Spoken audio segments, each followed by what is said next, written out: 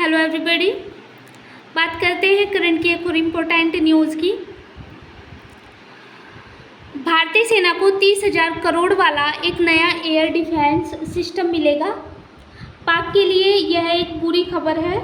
जानिए क्यों है खास QRSAM, जिसे दुश्मन के मंसूबों को नाकाम करने के लिए यह डील की गई है। आगे हम इस खबर की चर्चा करेंगे। खबर क्या है? भारतीय सेना को जल्द ही नए एयर डिफेंस सिस्टम मिल सकते हैं। रक्षा मंत्रालय ने सेना के लिए नई स्वदेशी सतह से हवा में वार करने वाली मिसाइल QRSAM प्रणाली की 3 रेजिमेंट खरीदने पर विचार कर रहा है। यह डील 3,000 करोड़ की होगी।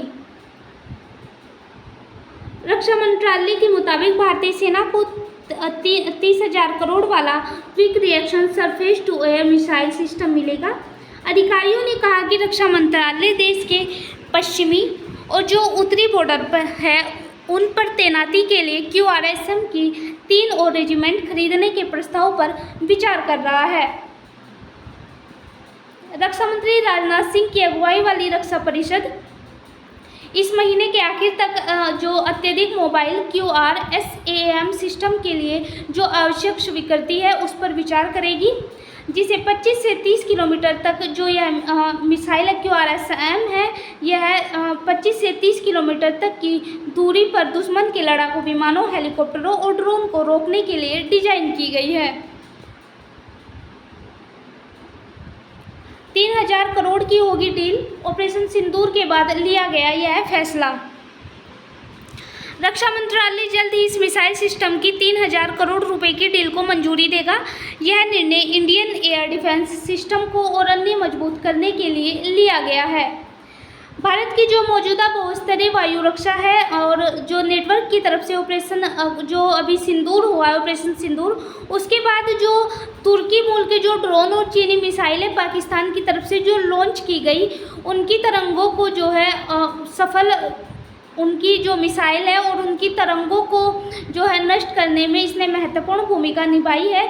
इसलिए इसके जो है 3 और रेजिमेंट लाने पर विचार किया जा रहा है। सेना वायु रक्षा ने ऑपरेशन सिंदूर के दौरान बहुत अच्छा प्रदर्शन निश्चय किया था और उसे QRSAM रेजिमेंट की जो है अब जो सेना है, जो वायु सेना है, उसे इसकी ज़रूरत है।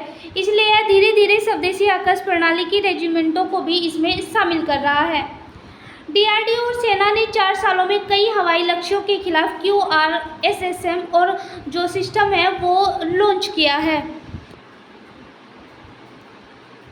क्या है QRSAM एयर डिफेंस सिस्टम और इसकी खासियत? QRSAM quick reaction surface of air missile system, यह एक स्वदेशी मिसाइल है। इसे DRDO ने भारतीय सेना के लिए विकसित किया था। यह मिसाइल सिस्टम 3 रेजिमेंट के लिए खरीदे जाएंगे और इनका इस्तेमाल देश के पश्चिमी और उत्तरी सीमाओं पर किया जाएगा। यह बहुत तेज़ी से मूव करती है, दुश्मन के टारगेट को खोजकर ट्रैक करके मार सकती है। यह छोटे छोटे स्टॉप पर रुककर भी फायर कर सकती है। इस मिसाइल की रेंज 30 किलोमीटर है। यह सेना में MRSAM और आकाश मिसाइल सिस्टम के साथ काम करेगी। यह अत्यधिक गतिशील है। इसे लक्ष्य को खोजकर ट्रैक करके बहुत कम समय में मारने की क्षमता है। भारतीय सेना को इससे क्या फ़ायदा मिल सकता है? जो QRSAM है, प्रणालियों के शामिल होने से भारतीय वायुसेना और सेना की जो मौजूदा रक्षा नेटवर्क है उसमें बढ़ोतरी होगी।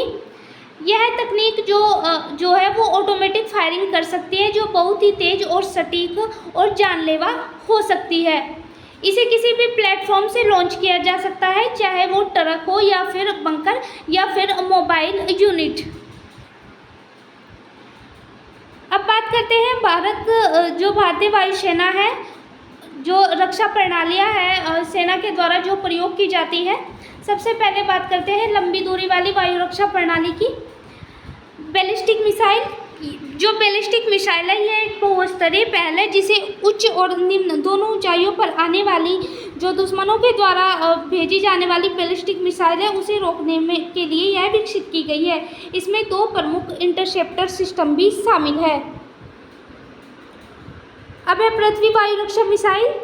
अगर इसकी रेंज की बात करें तो 300 से 200 किलोमीटर है। इसकी अधिकतम ऊंचाई जो है 80 किलोमीटर तक किया जा सकती है।